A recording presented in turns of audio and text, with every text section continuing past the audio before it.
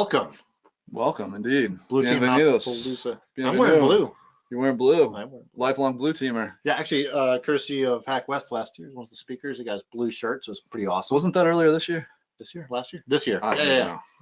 Salt Lake City was fun. It was awesome. It was awesome. So I am Kent, K. Roxy. I am Jordan. Rev 10D. Rev 10D, Reverend 10 Dot. I got that from a previous employer who was wondering where I came up with all the 10 dot schemes, so he just named me 10 dot. Really quick, this is only a slide about us, sysadmin backgrounds, and a bunch of different industries, blah, blah, blah, blah. For BHS, we're now doing pen testing, so it's super awesome. We kind of like go back and forth, and our take on blue team is also a lot of red team mixed in with it. So the idea is that you approach blue team and defense from an attack perspective. So let's jump right on in. Well, I have to add something quickly. Look who showed up. This slide is John came in at the perfect slide. He's gonna give me so much. Okay. I wish I could hear him. Now I need to go mic live or audio live. Okay. Yeah, so John, this slide is about knowing your acceptable risk, and do not practice paralyzing paranoia. And sea level is our friend. And assuming compromise in all scenarios. Like John came in at the perfect time for that. I can't hear you, John. I think Jordan's getting set up here. Yep, I got him. So I love that. I love that you're basically like sea levels are our friend. We like sea levels. And by the way, the backdrop looks amazing. We should do all of our webcasts in Jordan's basement from here on out. Oh, burned. Yeah. I thought this was the BHIS Fallout bunker. No, this is Fallout from the boss. So I was going to try to do an introduction for this thing today, and you guys already hit it off. I'm just going to sit in and ask questions, if that's all right. As people come in and they ask questions, I was going to ask the questions of both of you. Sound like a plan? Absolutely. All right. Well, I'm going to shut up and let you guys get to work. Call this work? When you're in a conference room in Boston at an IONS conference and you're scrambling and you're not eating lunch, yes, it's work. Excellent. Kent, next slide, please, sir. Yeah, let's move. Absolutely. Arbitrary overview slide. This happens every talk, right? It does. We gotta go include the word arbitrary? Arbitrary and overview and slide in the slide deck. So it's a drinking game, maybe. If you count the acronyms that we end up using, we might throw some out there. We're not really sure. I don't think there's any listed in here too many times, but if we say them in passing, time to take a shot of water or coffee. We're going to talk about blue team hackery, blue team defensory, and then the executive summary and why that's important. So let's get right on and go hackery. Wait, hackery? Hackery. Thought it was defensory. Blue teamery. But to do blue team, you got to do red team. A little bit of red team. You got to hack the blue team. Making up new words.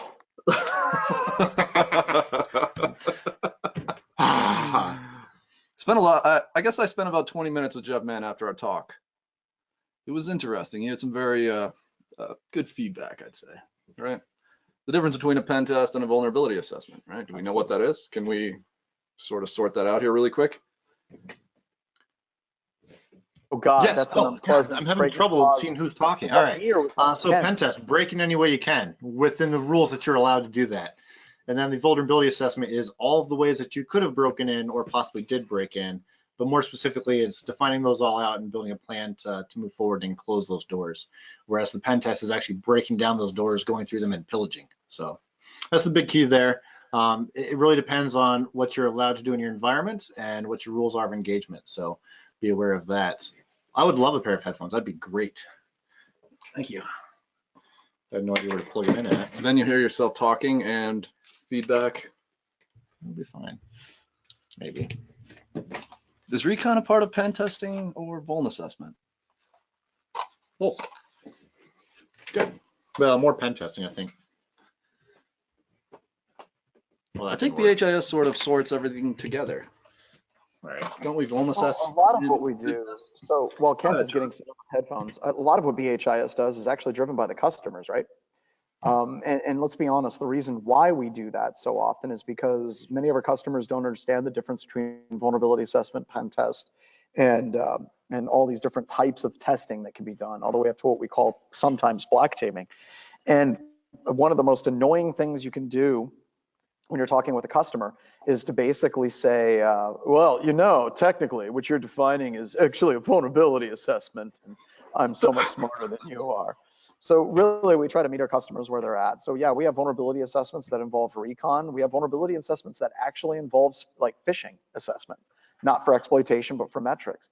So it's really an incredibly fluid and dynamic definition. I know there's some companies that absolutely hate that as well. So are you ready, Kent? We got it set up. We got recon all the things. We got recon all the things. This was a away. question for you. You couldn't hear. That it was. I'm completely in the dark. Yes, absolutely. So as part of a good blue teamer, you better understand what's going on in the world, right? You have to run an organization. These are things you should do to yourself. Yeah, the idea here is that you can't fully be able to defend your network unless you know what's on your network. And the best way to be able to know what's on your network and the vulnerabilities involved there is to do essentially the first few steps of what a red team would do. They want to go in, they want to find out what's on the network. They want to be able to define what the vulnerabilities are and see where they can pivot through that. So when we talk about blue team and the attacking aspect of it, it's really to define out what that is. Recon your network, figure out what's there, figure out where the vulnerabilities are, and then start making a plan for closing those doors. So these are some of the tools that we use here. Recon NG, Shodan, breach data with Have I Been Pwned is a good place to start there. Have I Been Pwned does release the references to the email addresses or user logins. They don't typically reference the passwords, but all those hashes are readily available out in the world. So URL and typo squatting, it's good to know what organizations might have already registered a domain name that's very similar or close to your own. I've included the syntax of the application to use there. It's called URL Crazy, does an awesome job. And we are going to follow up with a blog post later on that has all these links and these command syntaxes for you to use as well. Looking up DNS tables, try to do a DNS transfer to see if you can pull down the entire domain name with all the DNS records. This is exceedingly rare these days. It is, yeah. Default zone tables. Except for on internal networks, it still is somewhat common. With Active Directory, you might have, it's just a checkbox that could allow it to happen. DNS cache snooping, etc. Yeah, exactly.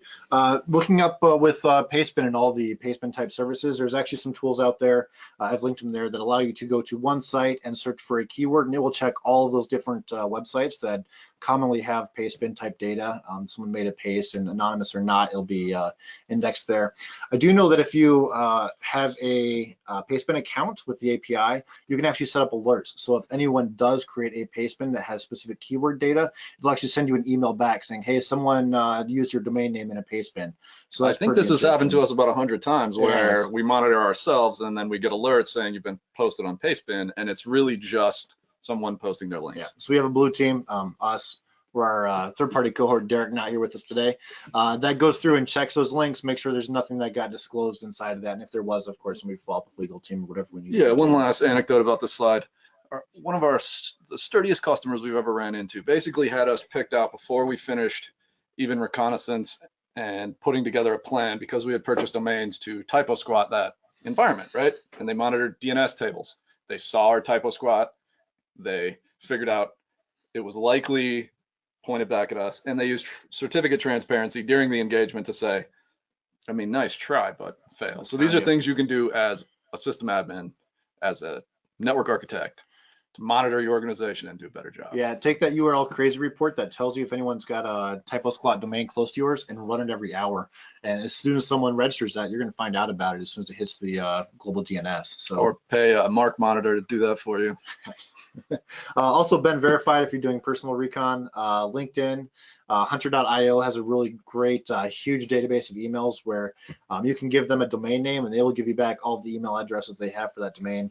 And of course, using certificate transparency. Yeah, we better keep moving. Got a lot of slides to roll through. Moving forward, scan and enumerate all the things. Jordan, go ahead. Pentest or vulnerability assessment, or both? Both. Magic, purple team, doesn't really matter. It's part of everything. So we are going to Shodan your networks. You should Shodan your networks too. We are going to Nmap your networks. You should Nmap your networks too. Whether you want to pay for a Nessus license or not, it's what, 1,700, 2,000 now, something like that. We are going to run Nessus against your environment. John, you talking? Yep, I would. I would also add in for Shodan that you can do net : as well. So if you don't want to do just a specific IP address, if you know where your external network ranges are, you can actually go into the showdown, type in net : and then give it the class listener domain routing, like 8.8.8.0/24, and it'll give you all the results in that network range, which is helpful too. And then, gentlemen, I've got a question here. I'll give it to Jordan, and then you can repeat it for Kent. I'm listening, absolutely. The question was, do you recommend OpenVAS as a vulnerability assessment scanner? I'll let you guys take a crack at that. Yeah, the question is, do we recommend OpenVAS as a vulnerability scanner? And I would say the answer is no. I have had nothing but nightmares with that. I used to try to run it at an organization I worked for previously. As a cost savings measure, the results for us, $1,700 a year, you're going to pay $150 a month for a Nessus license that gives you the results that are generally meaningful and point you in the directions of all the things that are yours. But Chad says friends don't let friends use OpenVAS. Exactly. So here's the thing: if you're in an environment right now that you don't have the visibility because you don't have the budget to get Nessus, OpenVAS will be a really great way for you to go to leadership and say, hey, I need money because look what OpenVAS found. I need money to get Nessus so I can properly do this. It is a first stepping stone. If you have an environment with leadership, it's not giving you budget, it'll be a first way for you to be able to produce a report saying, hey, we got a lot of problems. I need the tools necessary to define these and to be able to help remediate them. So it can be used as an open source way to move forward. Just give it, further on the slide. a week. Yeah, just give it a week to run. Yeah, exactly. Give it a week to run. Yep. So a couple other ones on there, we could have had OpenVAS in there, just depends on your environment. Eyewitness is a really great tool. You can take a list of websites and we'll generate a screenshot of them. The idea being is if you have 1,000 websites to check, you can just check a report that it generates, and you can find all the different type of login interfaces that might be there, the websites that are produced. Nexpose is what, $25,000 to get going for Eyewitness? For Nexpose? Oh, for Nexpose? Yeah, Nexpose is a little pricey, but it also does vulnerability management. So the idea is that it will scan and keep track and allow you to assign a vulnerability resolution to a specific person and then follow up and track that. It's a pretty big platform. Obviously, it's the price is. Let's differentiate here real quick between Qualys and Nikto. I like to consider Nikto a web server scanner, identified things going on in a web server. I'd like to think of Qualys as a web vulnerability scanner. There's a very significant difference in the results you get there. While Nikto tries a whole bunch of standard things against your web services, it's not really what I consider to be a vulnerability assessment tool on web. SSL and Nmap has a cipher enumeration tools, as you can see in the script, gather some stuff, but these days I'm using test ssl.sh. There's a GitHub repo, pull it, run that against your identified web server. I personally don't like report findings for SSL. I mean, the whole premise is that you have man in the middle, but realistically, yeah, I know John's going to tell me I'm wrong. But I know it's important, and you're wrong. I know. This is what we're going to do. I'm going to raise my hand, and then Kent's going to call on me. So can you relay that, Jordan? Like John's raising his hand. So yeah, I mean, we get into this argument all the time as far as vulnerability assessment reports. Should we even report things like SSL? I think that they should be informational. They should be in the report, but for the love of all that's holy, don't try to make them higher vulnerabilities than they should be. They shouldn't be much higher than informational. But this brings up, John is saying that why would we report SSL as anything other than informational? Now, if we look at the Chinese telecom BGP hijack from last week, right? Shows up in the news. What have they been doing? Spending 2.5 years theoretically redirecting traffic around the globe, dropping it through their data centers. This is where SSL man in the middle comes into effect, right? If you have logjam, if you have these vulnerabilities that allow potentially weak ciphers to wrap your traffic, the Chinese supercompute can absolutely decouple that. And we say supercompute, but some of those ciphers are so weak now that they're actually pretty trivial. I mean, it's encrypted, but it's encrypted well. So it really depends, and that's kind of why it is important to report them. But again, it's one of those things. I don't think that it's a big vector for no, we don't do it. Typically. I mean, what are we going to do on an engagement with SSL? You have weak ciphers, move on. Let's run a data center. True. So web service discovery, just ran this against a /16. I had hoped to have results to demonstrate here, but they are not here for demo. But basically we're saying go wrap up 5 interesting web ports, which you should probably do too on your network, assign an intern to go look at every single one of them. Make sure there's not a login page.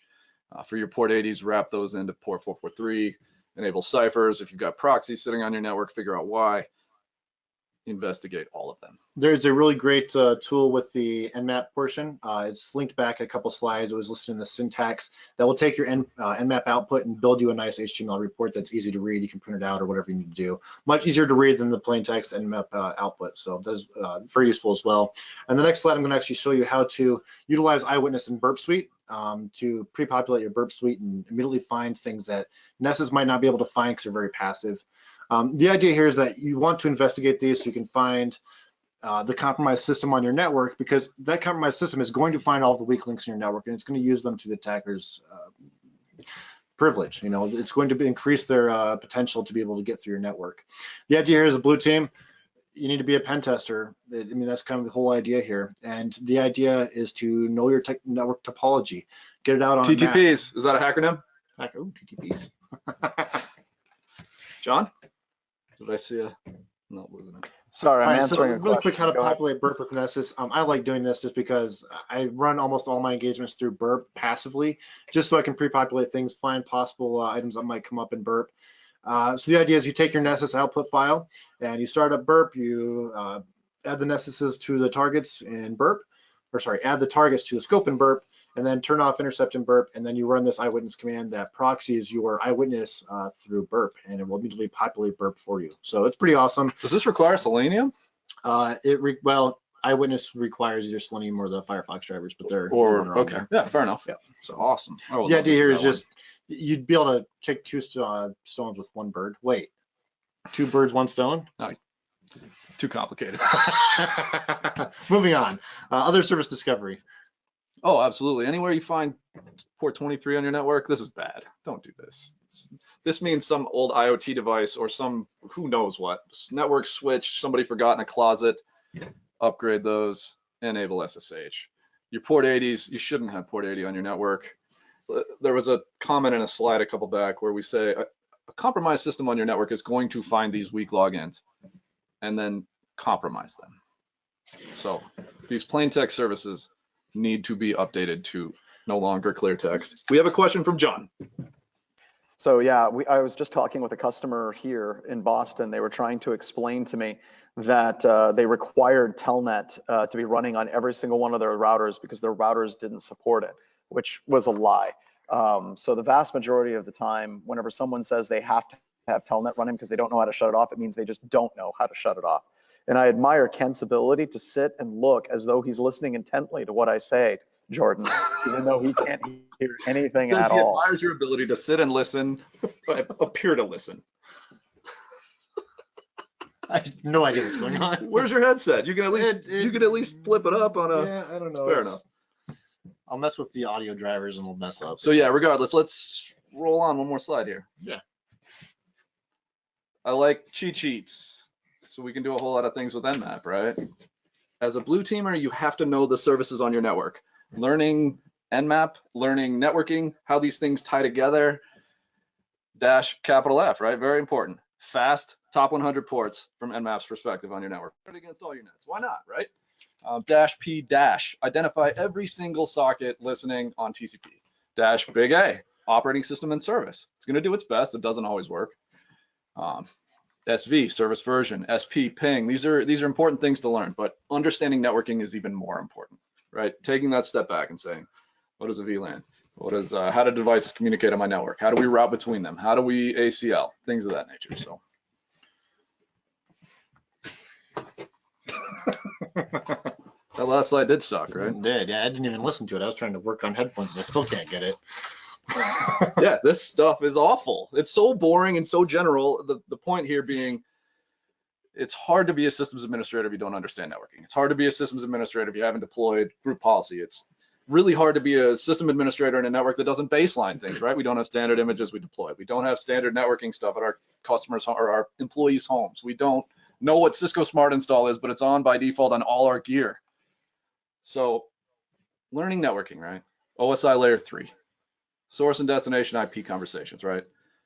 Extending layer 4, right? We're doing protocol-based ACLs now. We're saying Nothing except 80 or 443 into our DMZ, except we don't 80. So all of that gave us the entire network and what it looks like, right? So what's the next step? Exploiting, testing it out, find out where you're going, find out what you can do. Pen test or vulnerability assessment? This is pen test. Theoretically, yeah. Yeah, it depends. If you're going to pivot through here and do what you can, then yes. If you're just looking to validate a vulnerability, maybe not so much unless it's like a DDoS and vulnerability and you're going to blue screen a bunch of servers. That's never a good thing. I saw this from one of Benny Shah's tweets. And this is an awesome search repo. So I have found a lot of fun stuff on here now. So check Exploit us out if you haven't seen this. This is a very, very cool tool.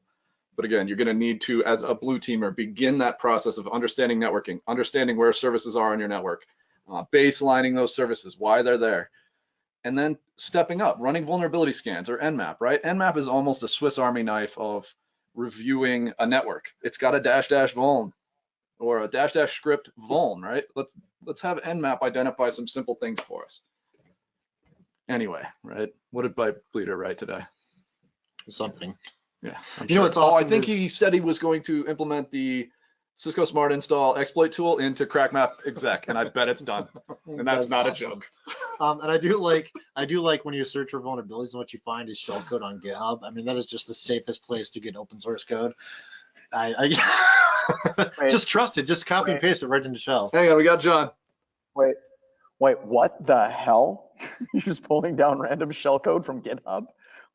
Why would you do that? I thought you told us to do this.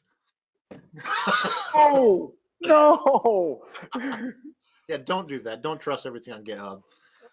Casey, this is very smart. We don't want you to allow access to GitHub. It's bad. All right, so the idea is you've checked exploits. Now to kind of roll back and look at your password hygiene and what that looks like. Of course, this could look at the other side of things and checking the password policies and that type of stuff, but really it's trying to validate the passwords that are typically used in your environment. So looking at password spraying with Office 365, OWA, Azure, etc. Obviously using Fall 2018 Bang for your password is the best password. Password spray your network with Bose domain password spray and Fall 2018 Bang. If you find people, you have problems. This is a super, super simple PowerShell script to download and run. Should take you no more than 10 minutes. Do it right now. The eyewitness report will give you a screenshot of all those web pages that are in your environment. Take a look at that. Any one of them that have logins, login portals on them, you want to password spray those.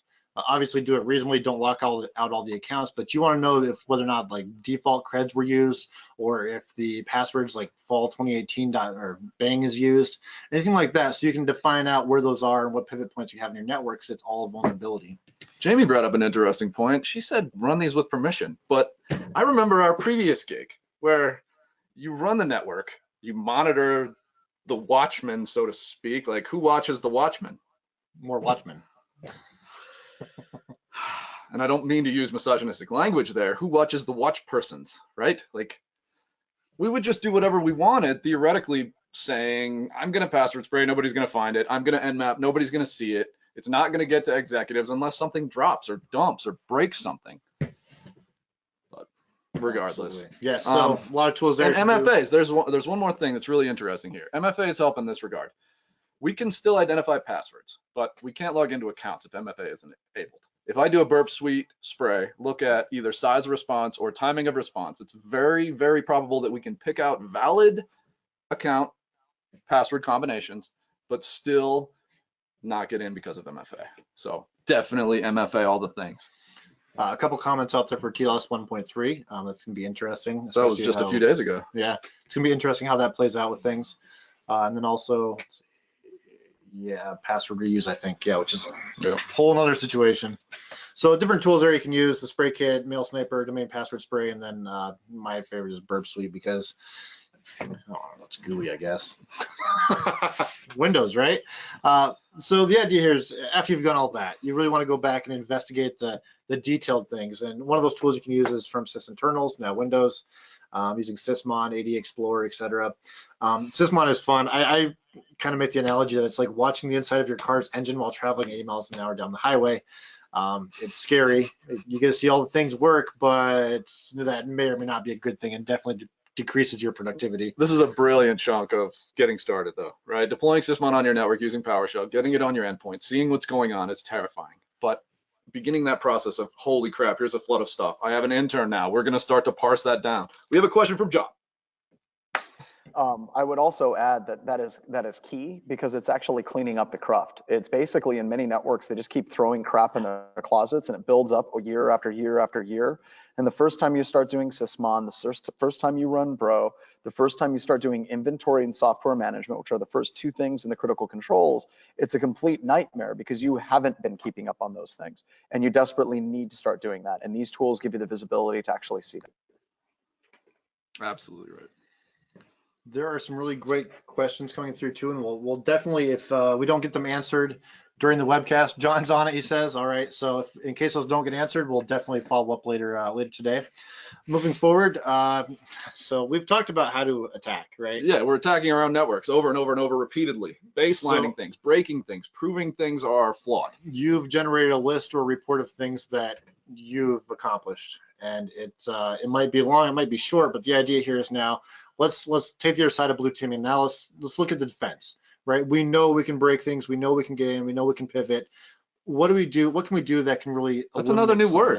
Can Defensory? you define that, please? Defensory? The art of defense? If there's hackery, there's got to be defensory. So this is the slide that we had to put in here. We're not selling a security solution. We are frustrating our coworkers, which were the attackers. I am not a salesperson, or am I? If you need some assistance with this, contact consulting at blackhillsinfosec.com. They can help with the red team, the blue team, purple team. Yep. Yeah, all that. So all those things. Is that another arbitrary slide? Seriously? The toilet paper slide. So John, these questions were already floating. Yeah, John, I'm letting you take this one because this is your mantra right here. All right. So whenever we're looking at a lot of security technologies, organizations can get caught up in the back swirl of trying to find the best AV, the best firewall. They basically try to get caught up on what is the single best product, the best in breed, the best in class. But when we're looking at firewalls, IDS, IPS, we're looking at endpoint security products, the vast majority of them, especially traditional blacklisting, is pretty much like toilet paper. And what that means is it's a commodity. You don't honestly, it doesn't really matter all that much, and the vast majority of them do their job about as well as others. And then you get into matters of preference as far as like if it's going to be quilted or if it's going to be soft or how many sheets per roll. It's completely up to you. But at the end of the day, it's still toilet paper. So don't get too hung up on what the actual tool is for a lot of these different capabilities like IDS, IPS, firewall, endpoint security. Instead, ask yourself, does it give you the visibility that you need to see what's going on in your environment, number one? And number two, is your team comfortable with using the product? And that's basically a subjective preference at that point. And I'm handing it back to you guys. Back to you, Mr. Kent. Awesome. Someone just mentioned inventory management, and they said, don't you just use Excel? Next slide. Inventory management, use Excel? We're going to hate it together. Okay, so the idea here is that to properly blue team, again, you need to know what's on your network.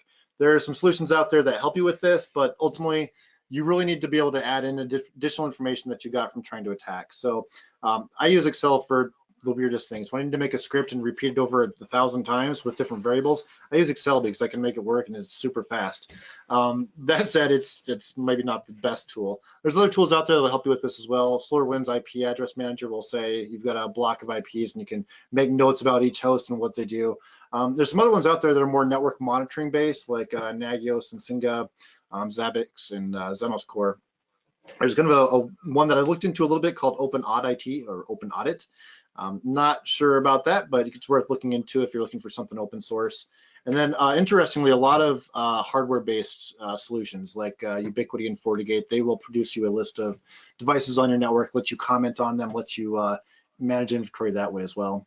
Yeah, I have some familiarity with the FortiGate device detection. Basically sits on the edge of your network and does its best to identify the devices going in and out of your network. And this is exactly what Bill has written with his script passer.py. I believe he is in here. So Bill, if you would post a link to that, we might have somebody interested in taking a look at that. This is basically something that sits on your network, identifies strings using Scapy and Python and chops things to bits and pieces, but does its best to put together a list of the devices flowing in and out of your network, theoretically, not in. And John, real quick, we did talk about AI Hunter a little bit before the presentation, but if you want to link in here kind of how that works with inventory management and how it assists with that. Yeah. So not so much AI Hunter, we'll talk about the free tool, Rita. Rita actually has user agent strings analysis where you can basically pull down all the user agent strings, and it'll help you do an inventory of what devices, what user agent strings are currently being used in your environment. So you want to do a long tail analysis, find the least used user agent strings in your environment. Those are usually your IoT devices, your weird software packages, and start analyzing those and working your way back up. Awesome. So next one here, now you've got a list of what's on your network, and you really need to be able to control that as well. And the whole idea here is to disrupt or eliminate. You're working on the list. Yes, working on the list, yes. And the idea by doing this is to disrupt and eliminate the shadow IT. So kind of get away from someone saying, the IT department won't let me have wireless in my office, or they're not giving me the PSK or adding me to the radius. So I'm just going to go ahead and buy this Linksys router and plug it into the port next to my office, and boom, I got Wi-Fi. I don't need anyone to tell me I can or can't do it. The idea is to have controls that prevent that. Now, some of those controls are going to be, port-based security on switches, but some of them are also having policies and procedures on how that works. Hardware needs to be approved by someone, right? And having document control over that. So that type of thing is important. They're really business aspects of things, but you need to have those controls in place so that when someone does install that switch or that access point, you can go in there and unplug it and tell them, too bad, so sad, here it is, take it home. But inventory is so hard. And like John said earlier, this is a fundamental concept in the critical controls. If you can't control your hardware and you can't control your software, you can't control your network. So theoretically, right, Fletch uses this mitigating controls thing. He is so strict about it. When he questions customers for our critical controls reviews, he asks the question, do you know when someone installs something on their computer that's not approved? Oh, good, that's awesome. You run some endpoint thing that reports back to you and it's gone. Well, what is your mitigating control for that unapproved software, right? This is how strict the control is actually written, but getting there, whole other ballgame. Yeah, absolutely. I mentioned AWS there for a reason, right? Security in the cloud, blah, shared responsibility, but they will tell you every single system with a couple clicks that you have in their space. I mean, that's nice for inventory and documentation. Helpful, yes. So alerting detecting capabilities. The idea here is this is all well and great, but you also want a central repository for logs. I think we know how John might feel about SIM, so I might just pass this one off to him and he can throw it in there. Well, so I think whenever you're looking at SIM, if we're going to look at doing this correctly, JP-Cert has some outstanding tools. So let me share this first one. This is JP-Cert Tool Analysis Result Sheet. Sharing that one out. So I'll send that to all. And that basically breaks down a lot of the different types of attack tools and also built-in utilities that an adversary might use, like PsExec. And then the other tool that they have is JP-Cert's Log-On Tracer. Log-On Tracer. And let me throw that one up. And that'll help you do that's on one of our boards to review.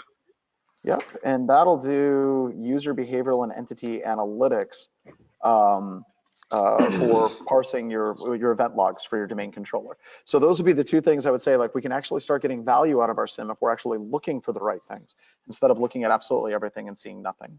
So passing it back over to you. Excellent. Next slide, sir. Well, I love this last quote. Medieval beacons tell tells, yeah, they do. Absolutely. Right? John talks about this in AI Hunt. It's even easier to pick them out if they have sleep cycle enabled, right? You're going to sleep for some period of time and then you're going to blip. We are going to see that. That is so unlike human operation on a network, or so unlike Microsoft's update cycles, or so unlike these other very predictable things humans do that beacons do not. So beacon analysis. So this is a big one. This is the biggest possibly one. Yeah, exactly, John. So this is the biggest one. I can't tell you how many tests we do where we get in there and we're like, all right, we're going to help you, get your network set up well, and we're going to find the things for you, and then we find critical vulnerabilities all over the place, and it takes us about 10 minutes to get DA. Yeah, make sure everything is updated. After you've got that network inventory done, so you know what's out there, you know what services are running on what ports, go through, make sure those services are up to date. Every port that has a service on it, make sure it's updated. every workstation, make sure it's got the appropriate security patches, all of them. Don't leave any of them unpatched. Obviously, you might want to have a change control process on that. You don't want to necessarily go and update everything without testing it first, but don't let them run for 6 months without updating. Laptops are really hard too, right? People take them home, they close the lid at night, it misses that patch cycle, they show up at the office in the morning and they load it and it gets all slow and crappy, you don't know what's going on, and then it reboots and people freak. There are a couple of things there too. Someone mentioned mobile device management a little bit ago. We're not going to talk about it here today, but all of the big carriers now have mobile device management. I know Verizon even has one, but Microsoft and G Suites, they both have a portion of their platform that is for mobile device management. There's other ones out there too, but some of those interfaces also allow you to do mobile device management on laptops, the mobile devices that don't hit your network all the time, but they do sometimes connect to a network. Thanks, Casey. We appreciate that. Unpatched equals vulnerabilities. Vulnerabilities equal bad. All right, so let's talk about group policies. What is preventing your users from having a password called Fall 2018 Bing? Because it's a bad password. But it covers all 4 of the major categories of password, right? And that's bad. Well, it's great. If your password policy is 8 characters, we are guessing that one first this time of year. Yeah, absolutely. And the idea here is that you can control things in Active Directory and you can prevent this. You can have passwords, limitations on password policies that are, make a password that's 30 characters long. Do I suggest that? No. But what's the current one? Is it 15? I think it is 15. That enforces storage of the correct type of hash that's harder to crack. Absolutely. So there's some other things that we're going to talk about as well. LLMNR, Kerberos and SPNs, password policy, storage again, and screen locks, and also SMB. So let's jump right into it. Yes, John. So I was going to say more accurately, it forces it not to store the vulnerable password hash for Lanman. Correct. So. He was correcting what I said. Good job, John. Because everyone started typing. They're like, oh crap, John just said it. Okay, well, it's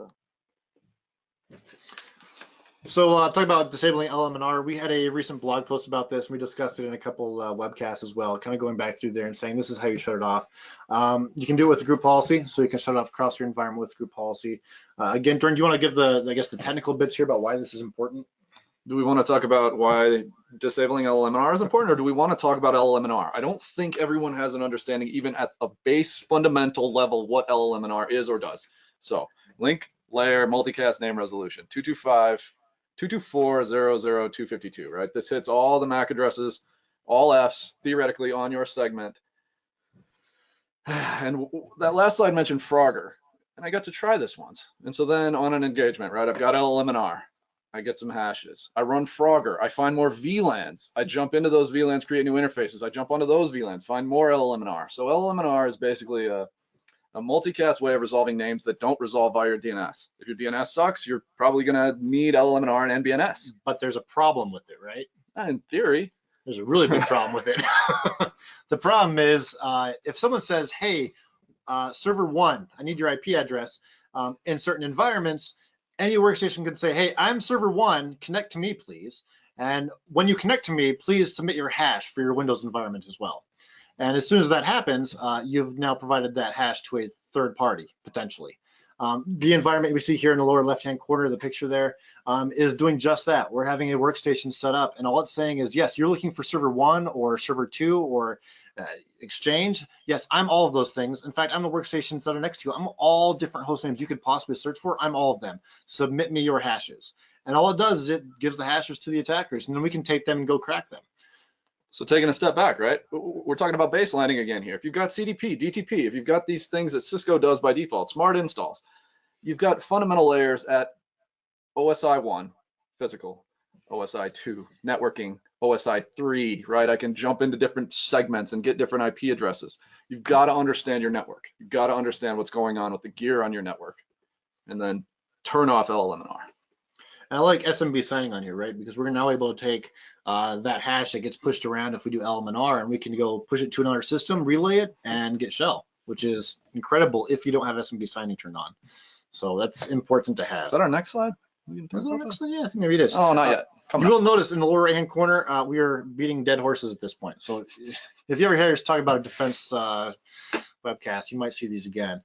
Disable NBNS by adapters. This is going into the actual adapter and shutting off something similar with NetBIOS. This is a preference instead of a group policy. I couldn't really figure out why Windows wanted it that way, but regardless, the next one, go ahead, let's just roll.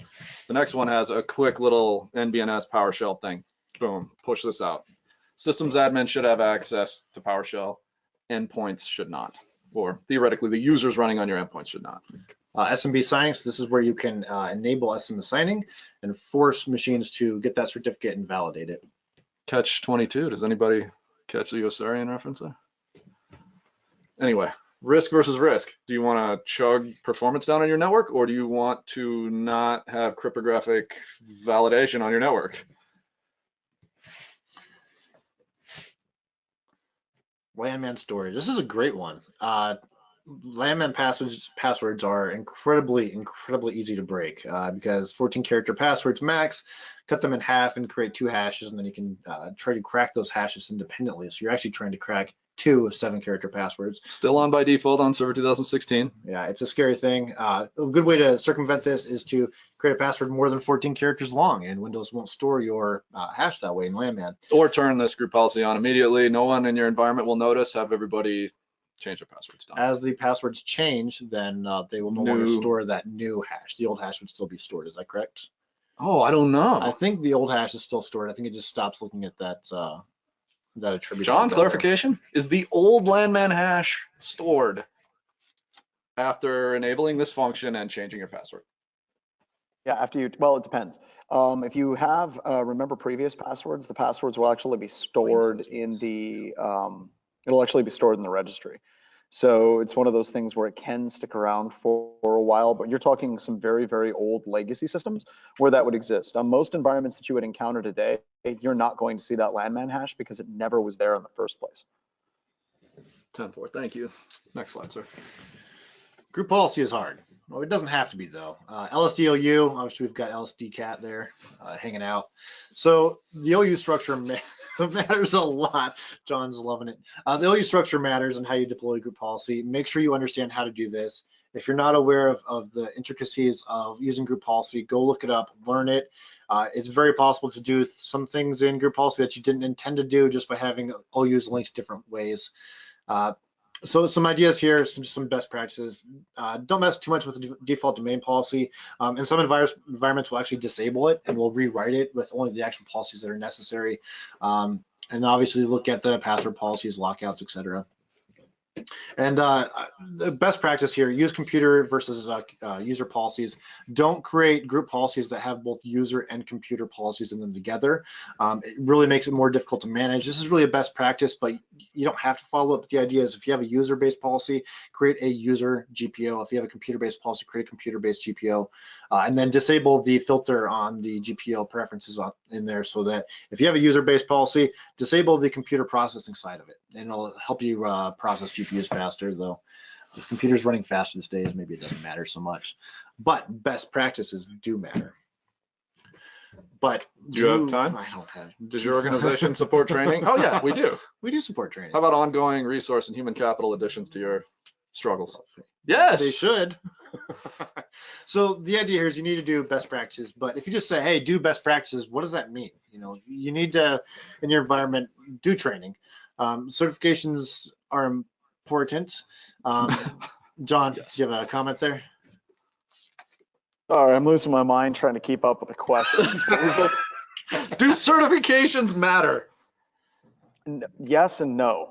Exactly. So I guess I'll do my best to get fired by the SANS Institute. I don't think that they matter insofar as the fact that this person has a cert and they're better than anybody else that does not have a cert. I think that that's crap. But whenever you're looking at the industry as a whole and you want to get a job as an individual, you better have some certs, because for HR departments actually looking at who they're going to hire, the people with the certs are going to go to the absolute top. So yes, it does matter for the individual, but I think that it's only good enough to get you through the front door, to get your resume up to the point where you have that interview. After you get to that interview, the certification doesn't matter. It's all on you and what you actually know. Absolutely. Next slide, sir. We're going to talk about, you've now gone through, you've done the attacking, you've done some ideas for defensory. Yeah, that was your new word, defensory. Yeah, I'm making all kinds of new words here. That was a good one. The idea now is you need to be able to relate this back to your leadership so that you can, well, really get money. This is a shout out to Jeff Mann. Jordan, you want to discuss that? I don't know. Should we? We've talked a lot about pen test versus vulnerability assessment. If you're going to talk to an executive and you're going to come into an environment and you're going to break something and you're going to dump the domain controller and you're going to crack all the passwords, and the executives say, "Oh my gosh, what did you just do to us and why? I didn't expect this. This is terrifying. Don't do it again. We should sue you. Is what you did even legal?" I don't know the answer to that. And it can be a scary thing. And the idea here is that you've done all this work now. You need to be able to relate it back to the customer or to your leadership in a reasonable way that tells them what they gained out of it and why it's important. But then I tell an executive, I just did LLMNR to SMB relay on your network to pop shells and exfiltrate your NTDS.dit and cracked everything, and I'm DA and won. What? That's all illegal. Don't do that again. In fact, you're fired. No, the idea here is that you don't talk in that language. Don't do that. They're going to walk out of the room or they're going to kick you out of the room. That's not what you want to do. You want to talk in high generalities and levers that they can pull, things that the leadership can do, whether it be policy-based, procedure-based, or money-based. Sometimes it just comes down to money and getting resources in. Sometimes it's hiring an outside firm to do something. Sometimes it's hiring a consultant. Sometimes it's just getting people on board for something. The idea. What if I told you updating your password policy meant you didn't have to remember complex character strings? Yeah. All lowercase is fine if you hit 15 characters. You know, and the idea here is to relate this to them, give them strategic options. This is really difficult for some people to do. And when you're in the mix and detailed information and you're going through and hacking things and building up GPO policies, to then relate that back to the customer and say, hey, this is, you know, the information we're presenting you. Why is it important? To be able to put that into strategic terms that they can understand, pull levers. They don't speak the jargon. They don't speak, what do you call it, acronyms? Acronyms, they don't no want acronyms. Don't give them acronyms. Know that every business has an acceptable risk, except that the leadership might come back to you and say, we don't care. It's not that big of a deal. They're looking at it from a perspective of the probability times the impact that a vulnerability might have. And it might be within their realm that they say, yeah, we're going to accept that risk. And if that's the case, you know, make sure they understand what the probability and the impact are of that vulnerability, but sometimes it makes sense to just deal with it. So the next question here is, why do you want to present this to the executives? It doesn't necessarily have to be at the executive level. Sometimes you might be delivering a report to your supervisor or to your director, manager, IT department, CISO, you know, whatever it might be. The idea here is that C-level is your friend. So whatever report you write it so that there is some sort of section in that document that says, this can be taken to the board, to the cabinet, and it can be read. And the net result of that should be to, you know, partially to scare people, but to do it in such a way that gets them resources, right? So the executives that you're going to report to, they can fight for security budgets. If you ask for $10 million, you're probably not going to get it, right? You're not asking the right questions and the right people. But if you take it to the board and someone in the cabinet says, hey, we've got a big problem. This is what that problem looks like. This is what happens if we don't remediate it. But this problem requires a $10 million fix. They're going to start discussing that, and you might get that money. Executives are the ones that can make this happen, right? Your supervisor probably can't, but your supervisor can relay the information up in a reasonable way that you help do. You need to give the ammunition over to the leadership. Make sure that they know what to ask for. Make sure they're not asking for something that's unreasonable. Make sure they know why it's important to the business. What is the risk? Why is doing this important at all? And don't ask them to deploy paralyzing paranoia. The slide earlier in the slide deck said something along the lines of, don't do anything that's going to inhibit someone's ability to do their job, because that's going to be a non-starter and it will get you kicked out of that room very quickly. This one's you, Jordan. Another Jeff Mann quote. Repeat back to me what you think you just heard.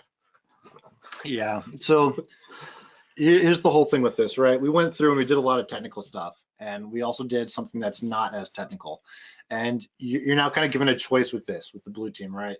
You can either suggest that we do business as we've always done it, right? We just try to keep up with patching better because that's a given. You need to do that.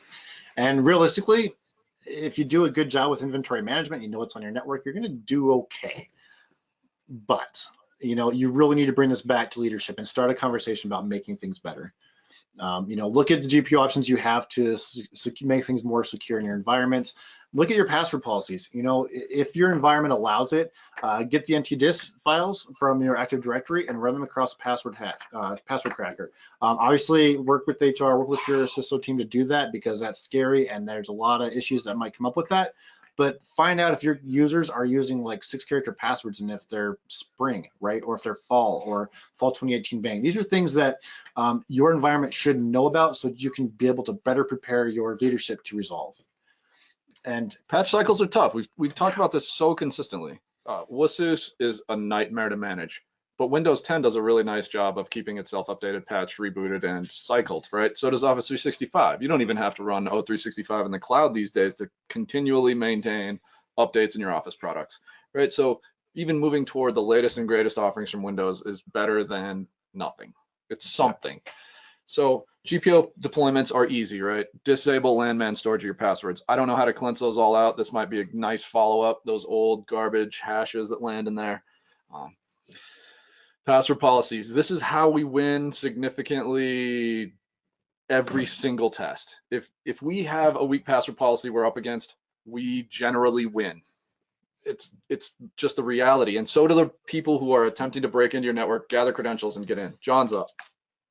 And also that password policy, if you guys, I would like to get your opinion on it, but it seems like that's one of the things that our customers fight us the most on. Whenever we say you need to go from an 8-character password to something like a 15 or 17-character password, they tend to, at the beginning of the test, say, well, I don't know if that's going to be socially acceptable. I don't know if we can do that. And by the end of the test, usually they start to understand just how dangerous that actually is. Absolutely. And the conversation I had with one of our customers at Hackenfest was this very thing. He goes through okay, hey, we've got to upgrade our password policy. Look what they did to us again. They've gotten through, they've gathered credentials, they've broken into all the stuff. What if I told you you could have 15 characters with no complexity and you could keep it for a year? I mean, it seems to you and I and John, who use exceptionally long passwords, we have learned how to phrase well. It's hard for corporate environments to accept this politically. So adding here, this is our last slide, so we're going to open up to questions. I see kind of a theme in some of the most recent questions, kind of talking about patching and how it relates to, it looks like breaches and public breaches. Someone mentioned that getting pwned is socially acceptable, and that's an interesting perspective, or socially unacceptable. It's an interesting perspective, because if you look at like, I guess even look at, was Experian, was that it? Big data breach, Equifax, sure. Thank you. If you look at stock prices, you kind of have to start to question whether or not it wasn't socially acceptable, because what was the actual fallout of it? There were some employment changes from it, but in the end, the big cost came to the users. It didn't come to the organization that was managing it. And I think maybe the same thing might have happened at Target, where the big problem all fell on the user side, or maybe the bank side, but ultimately the actual investors weren't the one taking the hit. And it's an interesting perspective on that, I think at some point the landscape might change there, where we'll actually start to see that breaches might have a bigger impact for an environment. Certainly some organizations, if you have a breach, it's done. You're done. You're out of business. But there are some organizations that they're able to mitigate that using social skills. So, and I guess their community involvement. Yeah, it's the same test I was just talking about. Somebody asked a really interesting question about PCI. The PCI framework is still saying that 7 or 8 characters is acceptable, which I totally and completely disagree with. And so should every single member of the security community on the PCI council. It's ridiculous to me that we still accept this as an acceptable way to protect cardholder data. It is not. Assume compromise, I think, is the one there, right? If you live by assuming compromise, John, if you live assuming compromise, you take things into consideration. Like your credit is always locked until you're ready to open an account. It just is. You look at things like password management differently, because yeah, you might have a 128 character password, but now you're storing that password with someone that might be storing it plain text. So they have to be different across all of your different websites. And that's really important to know.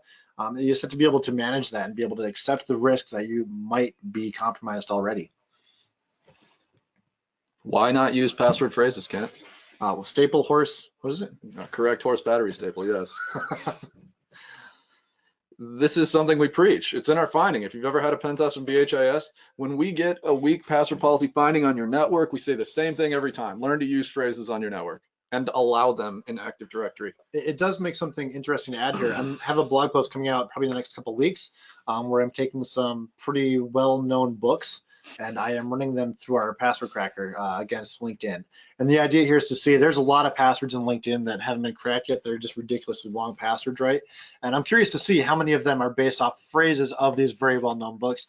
I'm afraid that John might know what those books are. So let's just say it's going to be a religiously fun day. I told you you're going to get fired for that one. I hope not. Thank you all for joining us today. As always, Thank you. we appreciate your time very much and are grateful for you listening to us bloviate and pontificate about rinsing and repeating. We did it in an hour. And someday I'll let them out of the basement. That was a shot.